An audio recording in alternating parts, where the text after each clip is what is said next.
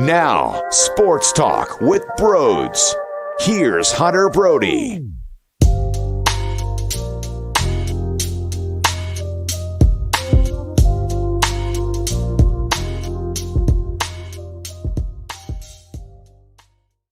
What is going on, everyone? Welcome on into Sports Talk with Broads. Sixers conversation today, and I wanted to let it marinate a little bit because I knew the emotions were high and we were so devastated. Even though my opinions haven't changed since that loss, it was disturbing the way that they went out where there was no fight. I mean, somehow, some way, the Phoenix Suns said, hold my beer, okay? Let me show you how it's done for it to be even more painful. Where at home they get obliterated the way they did by Luka. But when you look at the Sixers side of things, I'm somewhat torn because half of me is so pissed off and I'm just gutted from my core down that we witnessed it so ugly where there was no fight at all with the season on the line. The back against the wall mentality for James Harden was 2 shots in that second half and towards that back stretcher. And honestly, that second shot was so useless and it was already blown out of proportion there that really I look at it as one shot. I look at it as James Harden only took 1 shot. We're giving him the benefit of the doubt by saying 2, and that's totally unacceptable. And I understand some things I say today might sound a bit hypocritical because part of me is torn, and the other part of me looks at it with a glass half full type of thought. Because if you think of Maxey, Embiid, and Harden, and Daryl Morey has to be creative with the way that James Harden is going to be here financially and things of that nature. And I'm also wondering if James Harden recognizes that he isn't going to be getting that big splash that maybe he anticipated a couple years ago getting at this time, and that's why he's more willing to have that dialogue to help out the team in any way, shape, or form, because he's looking around and he's seeing his own game and he's recognizing, I don't have it anymore. I don't have that play in me, and that's why I'm only taking 2 shots when my team needs me the most, and then he's somehow blaming it that the ball doesn't swing back to him when he's the primary point guard, and in his prime, he used to just take all sorts of shots and do his damage when the ball was already in his hands. Excuse me, there's no reason to be blaming the other players, basically, that you're not getting the ball back when you're the one that carries the damn ball up the court. So we talked about this in previous years when Ben Simmons was your facilitator. He was phenomenal in the open floor game, and he sucked in the half court. James Harden is really good. Look, I don't want to downplay how strong he is facilitating and helping out his team get going, because he does have really awesome nights where he finishes with 13 assists, 14 assists, 15 assists. That's insanely valuable, okay? There's a reason why not every point guard out there is getting you double-digit assists. And even when he does have his big scoring nights, in his style of big scoring nights in today's game where he's at in his career, 24 points, 25 points, he still finds way for 11 dimes, 12 dishes, all right, 11 apples. That still happens when he has a better scoring night. So if your answer is, well, the reason why his assist numbers are so high is because he's not scoring at all. No, there's nights where he does do both at a reasonable level, and that's when this team looks the most lethal. The problem is he's very inconsistent. So to tie this back to what our problems were in previous seasons, there was no real threat from perimeter play, and you saw it with Miami, where with Joel Embiid having a broken face and needing surgery on his thumb and having concussion-like symptoms and then finally being able to play, but I'm sure was still going through some things and just fighting through it, because one day he can't even look at his phone. The next day, he's logging a shit ton of NBA playoff minutes. Please, tell me how that makes a lot of sense. So I'm sure he was going through a lot of things that are just not as public as we would like it to be, or quite frankly, I don't even know if I want to know how much that he was battling some post-concussion-like symptoms, because it makes it very scary, of course. We still see issues with the lack of perimeter scoring with this version of James Harden. It's not as putrid as it was with Ben, although, ironically enough, we're discussing a man who wouldn't take shots in the fourth quarter and wouldn't take shots in the second half, which is inexcusable, but it's it's an issue when you don't have that perimeter play. And while Maxey is growing into that, he's not that right now to an NBA championship caliber professional level, to the point where if you look, basically my point is this. If you look around at teams that have their superstars, while their superstar is 95%, 90% of why they're there, the Sixers are 99% why they're there with Joel.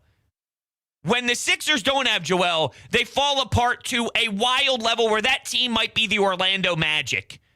Other teams have a little bit more substance, not a little bit, a lot more substance surrounding that squad. Now, how do you get those players? Well, you have to move a Tobias Harris that can open up some money when Daryl Morey gets creative. You can develop, and that's my biggest knock on Doc Rivers.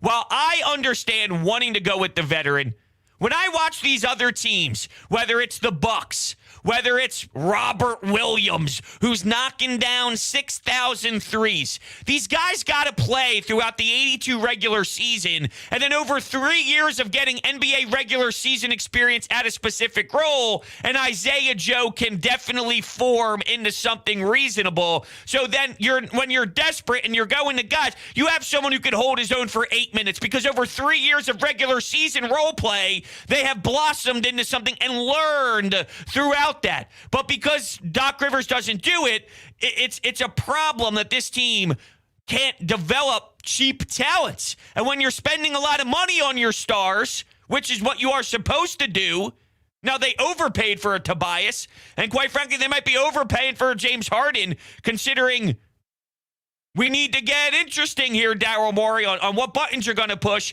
and how much you're going to be paying and how you're going to do this. But from a perspective of you're paying Embiid, you're paying Harden, I don't know where Tobias Harris is going to end up in all this, although I imagine he won't be here. While you go pick up some wing players, athletic, someone who can actually score, someone who's willing to bring some toughness, some grit, and have an energy about them. Have a team that's not too thin and so reliant on Embiid. He's obviously going to need to be, available and healthy and there for you. But they are extremely, insanely desperate on every dribble that he takes. And they need to take a bit of pressure off of that. Don't get me wrong. You need him. Without him, you're still going to be nothing if he's not there. But it's obvious when I get callers on the weekends about, well, it's really Doc in this offense because all they do is tell Joel Embiid to do this, and they give the ball to Joel, and he needs to get it back to the basket. You still get those guys who are idiots. But all around, they claim that Doc Rivers' offense is just way too heavily on Embiid, go score for us. And the problem is, outside of Maxey, and I would love for James Harden to be more of that guy. And I wonder if an offseason and a training camp and more practice before a season begins and understanding what these 20 back games were like after the trade, now there's more of a substance and a acknowledgement of, all right, this is how it's going to be. This is how I can tweak my game to get to the best version I could be to help this specific team win. You don't have enough people to rely on to do other things as much as you would like them to, because that's where they're at. That doesn't mean Daryl Morey trading Seth Curry and Andre Drummond was dumb, because now we're complaining that they're too thin. It wasn't dumb. At the time, the logic was still there, and I will defend that move.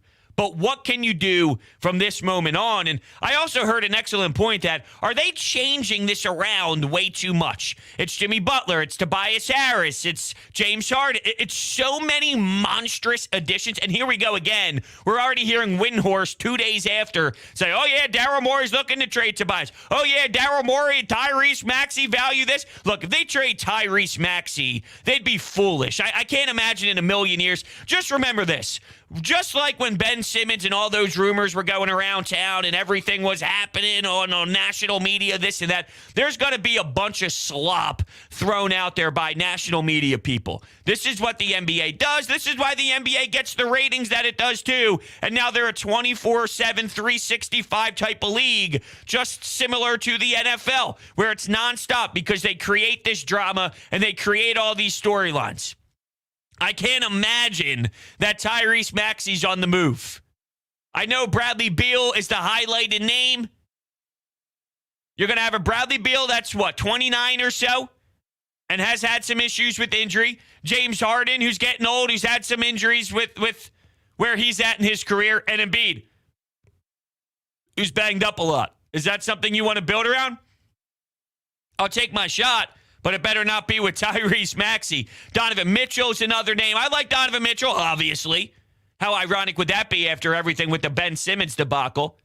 But I'm not giving up Tyrese Maxey because I think Tyrese Maxey is going to be a true star. The fact that he's calling Doc at 1 a.m. afterwards, Doc has to tell him, take a damn week off. That's a mentality that gets you super far in this league. And he's 21 years old. And I know you have to maximize where Joel Embiid is at because who knows how long he's going to be staying upright and playing at this rate. But I'm sorry, it's going to have to take something obnoxious for me to think I'm moving Tyrese Maxey. It ain't for Bradley Beal, for Donovan Mitchell. I don't even know if I would for Donovan Mitchell, who shoots about 35% from three and averages 25 points per game or so. I don't know. Maybe that makes me a fool, and maybe that makes me too connected to someone. But Tyrese Maxey, see, people fall in love with TJ McConnell. People fell in love with Robert Covington, where they wouldn't move those guys. Matisse Thybulle was labeled untouchable to more than half this fan base, which is an embarrassment, right? These are the type of guys where I feel the attachment gets too strong, where then nobody wants to look in another direction, and that's where I draw the line big time. Tyrese Maxey is significantly different from all of those names, and if you don't see that, well, come on now, and I think everybody sees the difference there. So I feel that there is an obnoxious difference between wanting to hold on and saying Maxey's untouchable compared to everybody else who's been labeled untouchable for the last 10 years. That was ridiculous.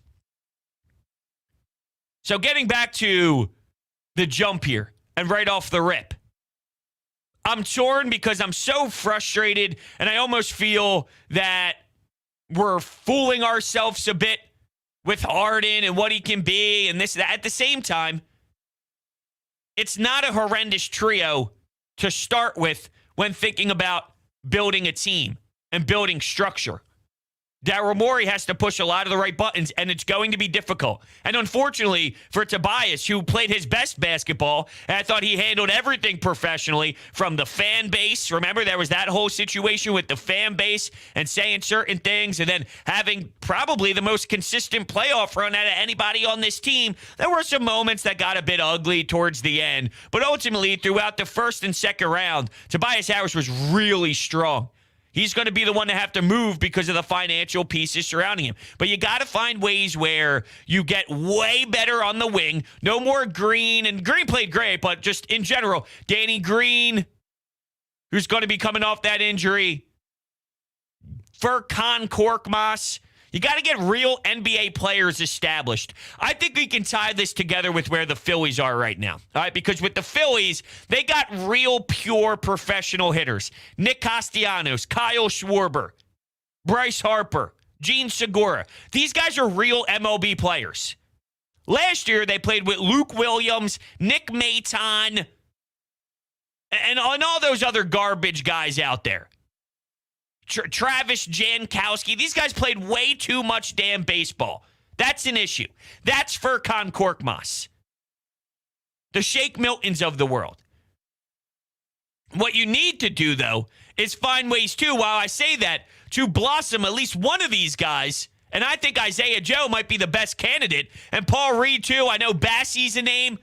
You got to let them blossom. And now we're in such a late start because this should have happened years ago where we could be 2-3 years steps ahead of where we're going to be right now. But you need someone to grow. And Matisse Thybulle was supposed to be, and I'm hearing from Doc that you got to be patient. Be patient. He sucks. Every year he's getting worse. If you showed me improvement and I saw increments of his three-point shooting actually go up, 35% to 37% to 38%, then I could understand being patient. But instead, it's going downwards to the point where I'm watching the Miami Heat's defense by the paint when they're supposed to be at the three-point line respecting a shooter.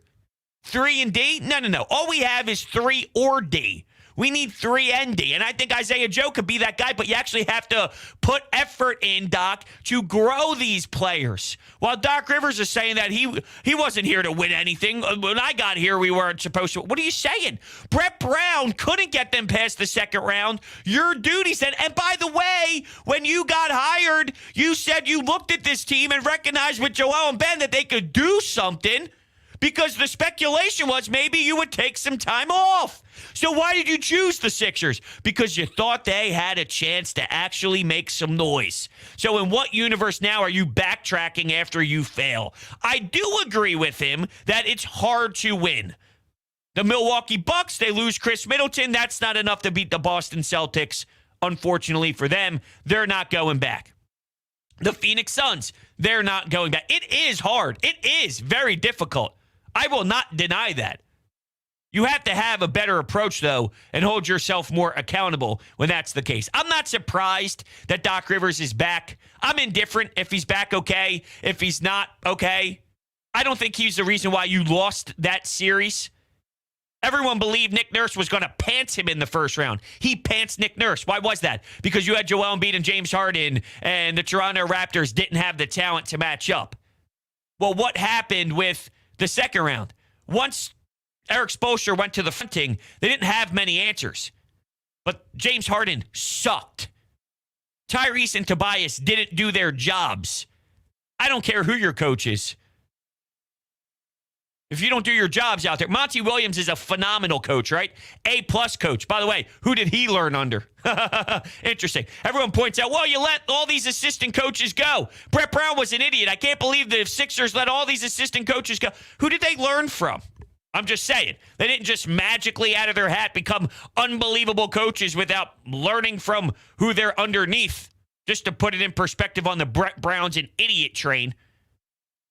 Greg Popovich wouldn't be working with Brett Brown as long as he did underneath of him if he didn't think that there was potential there.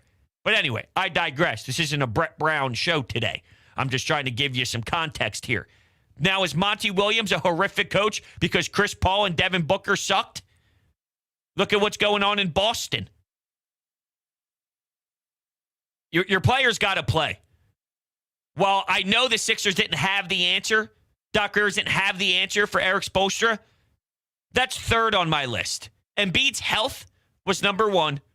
James Harden might have been number 1, to be fair. James Harden, lack of will and lack of determination in the second half to be someone to help out his non-healthy Embiid is definitely what stood out to me most.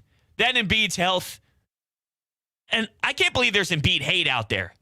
There seriously is Embiid hate. You'll never win with this guy. I heard a reaction of, you'll never win with Embiid. And then that caller kept continuing. And then by the end of it, the message was, he's going to eventually leave out of this town because Morey's not going to do what he needs to do and surround him properly. Then he's going to go somewhere else and win the championship. Oh, hold on a second. So you're telling me the beginning of your call was, this guy's a joke. You can never win with Embiid. Yet by the end, he's going to leave and he's going to go win a championship somewhere else. So does he have what it takes to win, or does he not have what it takes to win?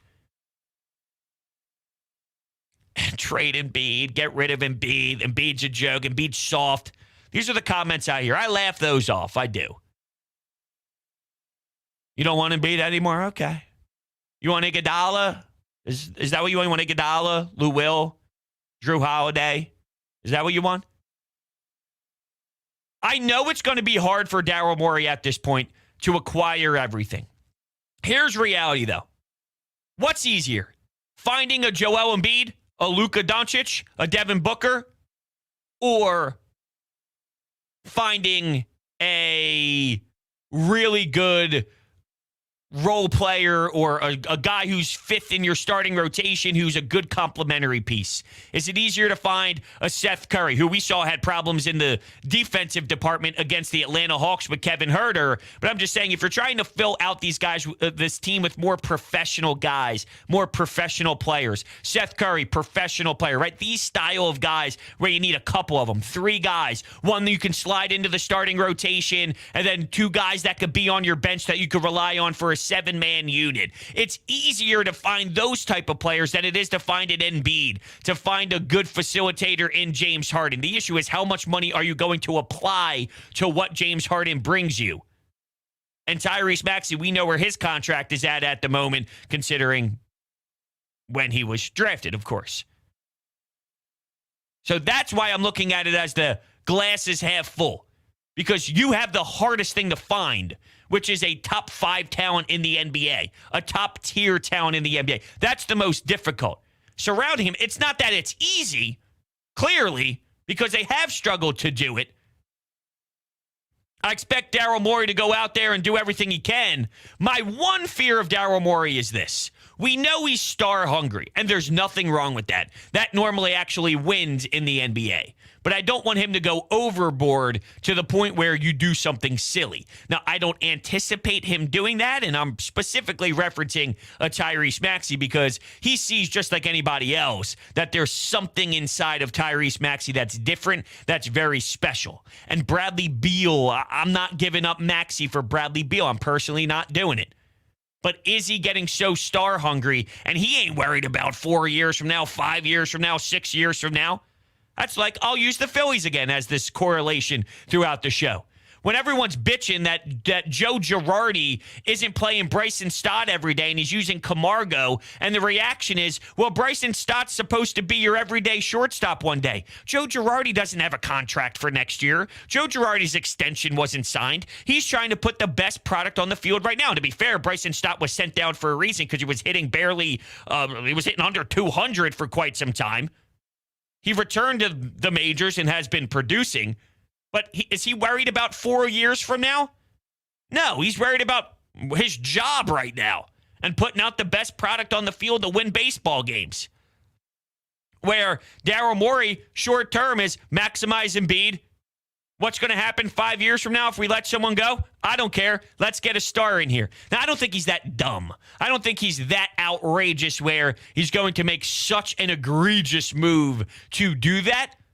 But is there a 5% fear level in my eyes on a scale of 1 to 10? 10 being I'm the most scared thinking about it. 0.8? Maybe 1? Maybe. But there's a reason why he does get the respect that he does all around. I got an interesting question from a caller on The Fanatic this weekend about Joshua Harris. And it really sparked an interesting debate on, is this franchise ran poorly? Do they have a horrible ownership group? And my answer was no. Now, if you look through the process and Brian Colangelo and the NBA stepping in, I'm not telling you they're perfect and they handled all these decisions phenomenally throughout their entire tenure. And we know they're business people. When you look at what other teams they own, Joshua Harris, David Blitzer, you look at the New Jersey Devils and a lot of other things with their businesses. That's their number one model for sure. But here's what I demand out of an owner, okay, an ownership group. Are you allowing the people in place to, one, do their job without overstepping, and two, are you giving them proper assets? They ain't afraid to make money. Now, their reasoning behind spending money is because they know they'll get a return in their investment. People will buy jerseys, people will buy tickets, they'll be in their arena, and they will buy food. There's no doubt about it. But if that ends up landing you a big-time contract for Embiid, signing players that I know they spent money in the wrong ways, but that's not their fault. They're giving the money to the people in place to spend. If they're spending it in the wrong ways, signing Tobias, and at the time, keep in mind, Jimmy Butler, Ben Simmons, there's a lot of context involved on spending the money the way that they did, which factors in here. But from a surface level of, are the owners giving enough to the people in charge to do their job? They're giving them everything. When Daryl Morey, arguably the best available person. When he got fired and when that thing all happened in Houston, everyone and their mother in the NBA world, Sixers have to go get him now. Here's the money. When Doc Rivers is available after you're firing Brett Brown, still having to pay Brett Brown, they're willing to go out there and sign a Doc Rivers and give him a lot of money. We're questioning Doc Rivers right now, but when big names are on the market, they are willing to pass out the money and allow the people who they hire in the position to do their job. No one likes when Morey steps in because you say the owners aren't supposed to step in. They're supposed to hire football people to do what they're supposed to do. Well, I had on Michael Kasky-Blomain, MKB, who covers the Sixers for CBS Sports, and that was the one thing where he said, look, there is some controversy surrounding the front office members, the ownership group. They do have a personality to them that might rub people the wrong way, if you will. But ultimately, if you were going to blame the series, because they're losing because the ownership group and the front office are so poor that's snowballing down. I didn't think they lost this series because of Joshua Harris. Did you think they lost this series because of Joshua Harris or because James Harden sucked and because Joel Embiid wasn't healthy and because they were too thin? Now, to be fair, when they made the James Harden trade, we all discussed as a city that, well, it's go mode and it's time to attack for a playoff run. And we definitely anticipated a better look than Game 5 and Game 6 in the second round. And we definitely would have been satisfied with the Eastern Conference Finals run, even if they did end up shy of an NBA Finals. We did acknowledge that this would put them in a better position for this upcoming offseason to understand what you have, see the philosophy, and then move in the next direction, knowing what you saw and analyzing the details on what they were capable of doing, what they could run, schemes and things of that nature, to then figure out, okay, who will be a nice fit surrounding these three guys in Maxey, Embiid, and Harden so we can build for another run. We did say that, right? We did talk about this year, but I guess when you see how bad James Harden was, it's deflating for sure. Absolutely deflating. But back to the Joshua Harris and the ownership group.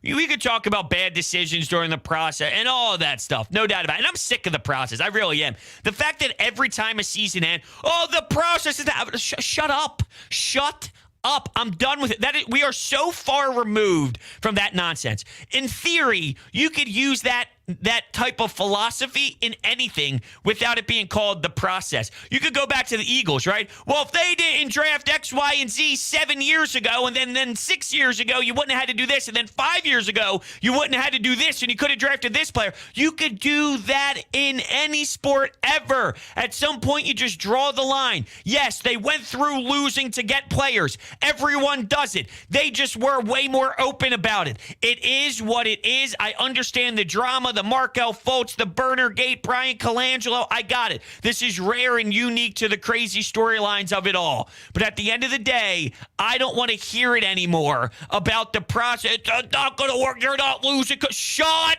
up. Shut up. We're too far removed from it. I don't care. I don't care. It's annoying is what it is. So my last point on ownership. Do they do enough to provide? Yes. They hire people like Daryl Morey and Doc Rivers, and then they step away. Is their motive money? Yes. But their money and spending it to make more money for a return on investment, it's about signing big players. Getting Joel Embiid, getting Ben Simmons, getting James Harden. Now, these guys haven't panned out. But in the NBA, if your owners are willing to spend big money for big players, it's a recipe for success. You just got to get the right ones. But who knew that Ben Simmons would go through this? This is one of the craziest sports stories we've ever seen in the history of 4 major sports and even beyond. When we factor in tennis, golf, cricket, you name it.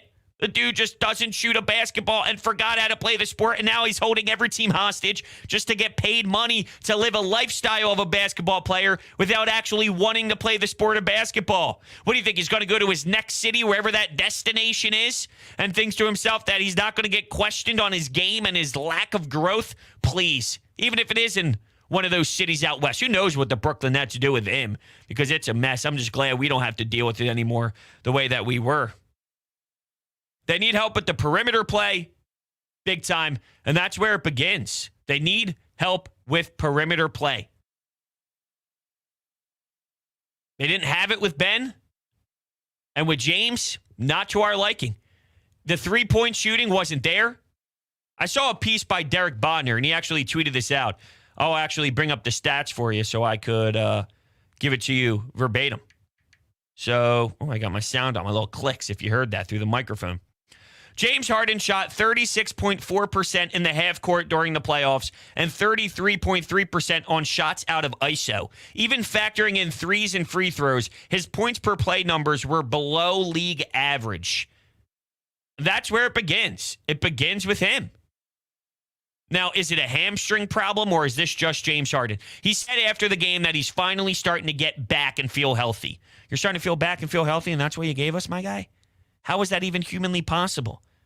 What I feel James Harden is going to be moving forward is this. The question becomes, will he have more help by getting deeper, getting more real NBA players surrounding him where it takes the load off of him a bit from the needing to be that threat offensively? Because this year you needed it. Just like there's too much pressure on Joel, there was too much pressure on James with his current state.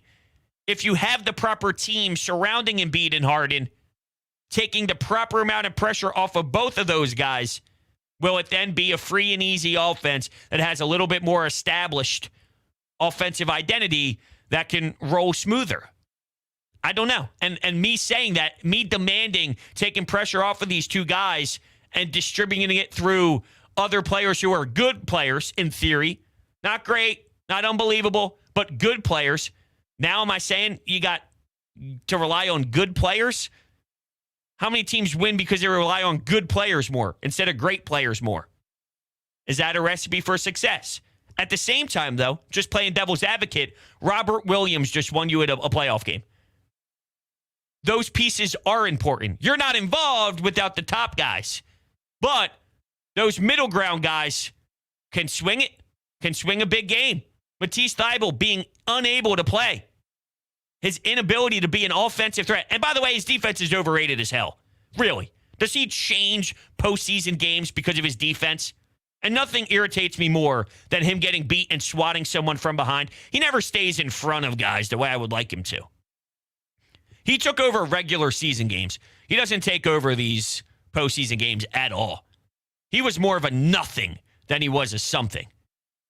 And if that's the case, you're going to get exposed. And that's what happened with the Miami Heat. Eric Spoelstra, Jimmy Butler, they exposed that and basically took away Joel and dared everybody else.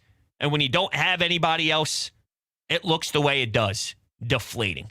With that, we can definitely take some phone calls if you would love to chime in, 856-442-9805. Before we do, let me tell you about Freestone Farms. We have a new partner here, and it's one that we've been wanting to work with for a long time now. Freestone Farms CBD, it's my favorite CBD brand because they farm it themselves with all organic inputs. I tried a ton of different brands, but honestly, Freestone Farms CBD has been amazing for me. I use it before I work out and before I go to bed, and there is nothing better than utilizing this before sleeping. It is so much better at night. What's even more exciting, our friends at Freestone Farms just unveiled all new strain menu with some awesome CBD at really reasonable prices. Just check out their tropical tasting Bayox that clocks in at 24.1% CBD. All of their premium hemp flower is grown on their Garden State farm with all organic inputs and IPM. Absolutely nothing synthetic from farm to jar. On top of that, use promo code BROADS for 20% off at checkout on FreestoneFarmsCBD.com. Their link is down below in the description. We will start things off here with Amadeo on the Anytime Hotline. What's going on, Amadeo? Not to immediately go back to the process talk. I was thinking of when you were bringing up that topic, like other teams around sports that you could honestly, that conversation even could be considered as failures. Look at the Toronto Maple Leafs. They haven't made it past the first round in 5+ years after they've been sucking for so long to get all those high draft picks. So that's another example right there of how people can consider that thing a failure right now, and just like it's just a tough time right now to where the Sixers are in this tough spot, but in the end of the day, Daryl Morey's going to be doing his thing to make this team as better as possible. I hope so. But in terms of why is it only here, or this only happens in Philly, or how is it even possible for them to not reach the Eastern Conference Finals, I bring up, not that I want this to happen, but it does happen in sports. Boston and the Red Sox went through one of the most historic curses in the history of sports. The Chicago Cubs and that drought. That's why when they won, it was incredible the way that they did against the Cleveland Indians at the time. And right now, you alluded to it. It's been since, 2004, since the Toronto Maple Leafs won a series, and they have a damn good hockey team, arguably better than this Sixers basketball team is. So I don't like that I'm sitting here saying this just happens in sports, but there is a truth to how difficult it is at times to squeeze out of a certain area. And right now, the Sixers are going through their version of, we need to reach the Eastern Conference Finals. Exactly. And just like going to ideas for the offseason, are you in the mindset to get, we have to get this specific player, we have to get player A, player B, or player C, or are you just in the mindset, whatever Daryl Morey does this offseason, I am for it, just to make this team better for Joel Embiid and James Harden? Yeah, it's a good question. Appreciate it, Amadeo. See, I'm going back and forth. Today's episode, I guess, is kind of a common theme of being torn. Because if you do somehow land a Bradley Beal, Maxey, Beal, Joel, James Harden, that's great, right? And what else, though?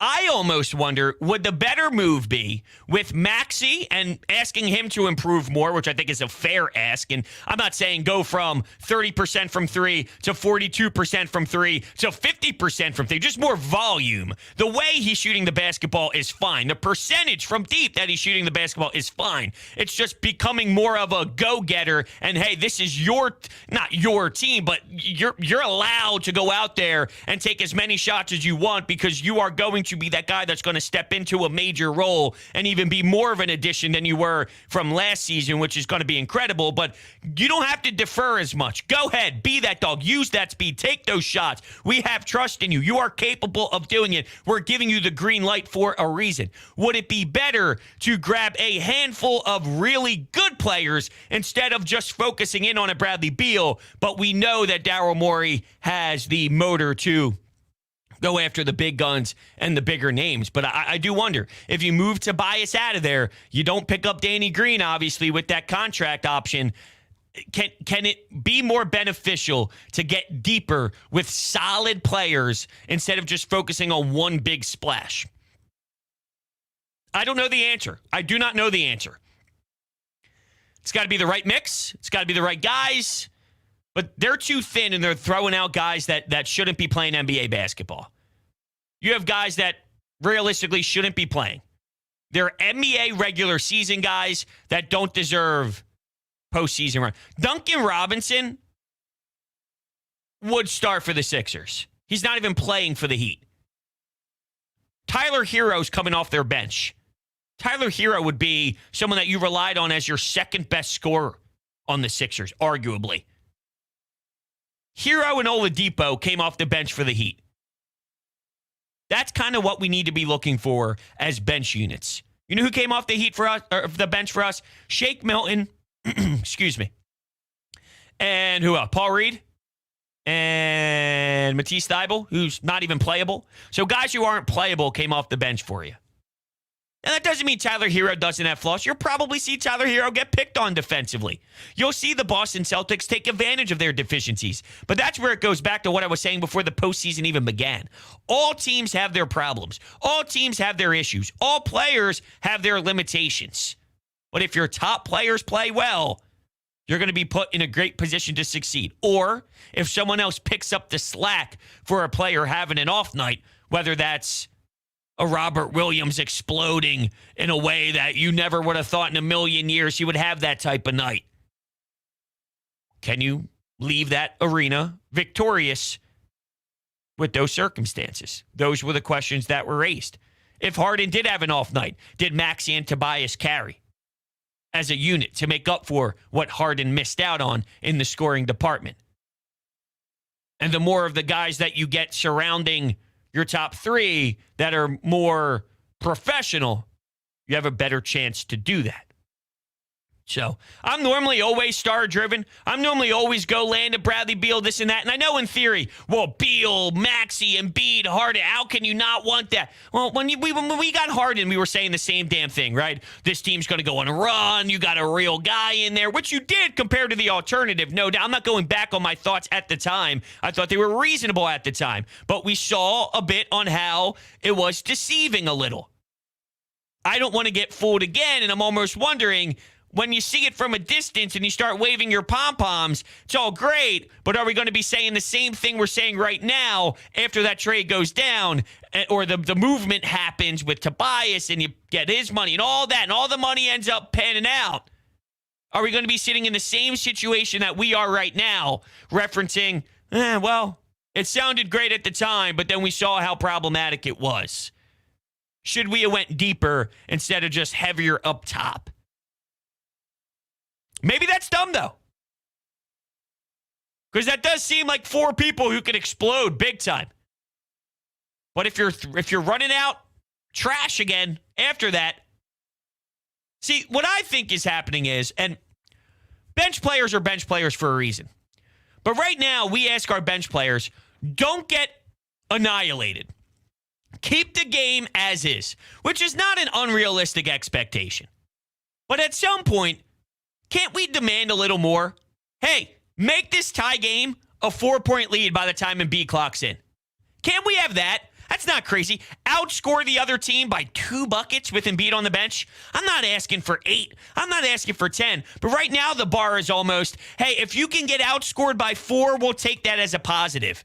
If it was a tie game when Embiid left the floor, as long as we're in striking distance and we're not down more than 6, then I think we could look at that as a positive to try and make up ground. That's basically where we're at. When can we get to the point where, instead of just asking them, don't get destroyed, can you do something about it? Can you actually give us a little bit of life and make a few damn plays? When can it get to that? Because Victor Oladipo, Tyler Hero, they could expand a lead. They could gain a lead. They can do that. Why can't we get to that point where we can do that? And I don't want to hear, I told you so about Andre Drummond and Seth Curry, because please, you would have got crushed with those guys too. That wasn't the difference. Because as you saw, Tyrese Maxey can't play point guard. That's another thing you need. A secondary primary ball handler, a real one. Not Shake, not Maxey, a real one. Because when Harden leaves game, he was plus 27. When he was off the floor and on the floor, it was 2 different basketball teams. He does still do good things. Very valuable things. It's not a disaster to have Harden. It depends on what the money's like and what else is surrounding him. But it's not an absolute disaster having him on your team and rolling into next season with him. Because he does run a real structured offensive set. But you need more to make that offensive set a bit different. And with his inability to drive and score as efficiently as we need him to, you need other guys there that are capable of helping out. And who those guys are going to be? It's a great question. Let's go to Ethan. What's going on, Ethan? What's up, bros? How you doing? Doing good, man. How are you? I'm good. So I heard you talking about getting like a secondary ball handler. Yes. What would you think if like the Sixers went after a guy like Patty Mills in free agency? Would you say that would be a good pickup? Yeah, I mean, Patty Mills was someone that we had on our radar when we were talking about the Nets in general, where that is that sort of savvy veteran guy, been around the block, experience in this league, that you would feel comfortable running a secondary unit for sure. Those are the type of primary ball handlers that I'm looking for a secondary unit. That's a good mold of a style of guy. Yes, I'd say that's a good look. Mm-hmm. And so with like Tobias Harris, so when we were trying to trade him and Horford before, we didn't really know who would like want Tobias Harris. Do you think there are any what teams out there do you think would say like we really want like Tobias Harris? Obviously he has value, but like what teams would really want that contract? Yeah, well, it comes down to, and I appreciate it, comes down to financial decisions, right? It would be looking at how many years are left on the deal, would a team like OKC eat some of that money and look at it from that perspective? And he is a good player. We tie him to the money and make it seem like he's not very good. Like, he is a good player and he can help out teams, but it would be someone that is willing to take on the money. And I wouldn't say their goal is to necessarily go out and go win a championship right now, but each franchise is in a different mindset at the moment, and it would be more looking at a salary dump. Teams take on money. There's a reason why teams eat money and take on salary cap hits that they don't necessarily love, but they're in a position to be in a different spot than the 76ers are in, and that's why they say, okay, and then you work out a reason for them taking that cash. That's kind of how it all works. So there are teams out there for sure that would be willing to do it, and Daryl Morey has to be making the phone calls and see where it goes from there. But teams that are making NBA playoff pushes right now probably have their max contracts all figured out and unwilling to take Tobias for a max contract type of position. But there's other teams around there, and there's organizations out there that are in totally different spots than some of these NBA contending teams, for sure. So, but yeah, you need another guard. There's no doubt about it. I haven't looked fully at all of where some of like the UFA point guards are at this moment. I'm still in kind of digestion mode of what just happened for the season more than I am, okay, what exact guys are we going to land right now? It's hard for me. I'm just not there yet. I will be soon, don't get me wrong. And some people flip the switch. Some people have been looking at this since the game 72 of the regular season, already looking at what's going to happen for next year and looking at some of the guys. That's just not how I am. I'm still in this NBA playoff mode. I don't have an issue watching Boston and Miami play. Some fans feel they can't. Once your team's out, especially the team that beat you, it's hard to watch and see what they are going to accomplish when your team is out of there and they knocked you out. But I got no problem with it. I actually enjoy, I hate the Celtics. I enjoy their brand of basketball. I can enjoy basketball, I guess maybe a little different than others. I don't know. The year Toronto beat us, I couldn't. That was more heartbreaking. This year sucked, and I was devastated for sure. It didn't hit me the same way it did back after the quadruple doink. And maybe the expectations were a bit different just based off of what I knew James Harden was and where I knew Joel Embiid was health-wise compared to that squad a few years back. Maybe my expectations at that time was a little bit higher, if you will, but yeah, I don't know. I got no problem watching, even though I'm probably rooting for, not probably, I am rooting for Miami over Boston because I don't want to see Boston win any more championships in my life with those horrendous people up there that will shove it in our face nonstop. But anyway, that's where we're going to end things today. If you are new to the channel, make sure you hit that subscribe button, hit that thumbs up button as well. I greatly appreciate it. If you are looking to go to any event out there, you can utilize the promo code BROADS at SeatGeek's checkout page for $20 off if you're a new user. That eliminates all those fees. So there'll be no fees when you buy your tickets, and it goes right to parking. Promo code BROADS, SeatGeek's checkout page. And then lastly, TikTok, Instagram, Twitter, at Broads Media. Check us out on all social media platforms. I greatly appreciate that. Thank you guys so much, and I will catch